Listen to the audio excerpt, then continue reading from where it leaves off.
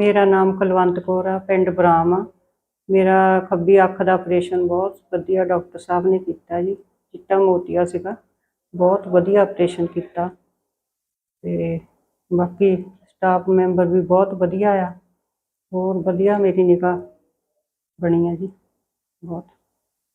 ਮੈਂ ਦਿਲੋਂ ਧੰਨਵਾਦ ਕਰਦੀ ਹਾਂ ਡਾਕਟਰ ਅਕਸ਼ੇ ਮਿੱਤਰਾ ਜੀ ਦਾ। ਉਹਨੇ ਮੇਰਾ ਬਹੁਤ ਵਧੀਆ ਆਪਰੇਸ਼ਨ ਕੀਤਾ। ਆਪਰੇਸ਼ਨ ਵੇਲੇ ਵੀ ਉਹ ਵਾਰ-ਵਾਰ ਪੁੱਛਦੇ ਰਹੇ ਕਿੱਦਾਂ ਠੀਕ ਆ ਸਭ ਕੁਛ। ਹਾਂਜੀ, ਮੈਂ ਕਿਹਾ ਸਰ ਬਹੁਤ ਵਧੀਆ ਚੱਲ ਰਿਹਾ ਆਪਰੇਸ਼ਨ। ਹਾਂਜੀ, ਬਹੁਤ ਵਧੀਆ ਉਹਨਾਂ ਨੇ ਆਪਰੇਸ਼ਨ ਕੀਤਾ। ਮੈਂ ਉਹਨਾਂ ਦਾ ਦਿਲੋਂ ਧੰਨਵਾਦ ਕਰਦੀ ਹਾਂ। ਕਿਸੇ ਨੇ ਹੋਰ ਕਰਾਉਣਾ ਹੋਵੇ ਤਾਂ ਬਹੁਤ ਵਧੀਆ ਡਾਕਟਰ ਸਾਹਿਬ ਆ, ਇੱਥੇ ਕਰਾ ਸਕਦੇ ਆ।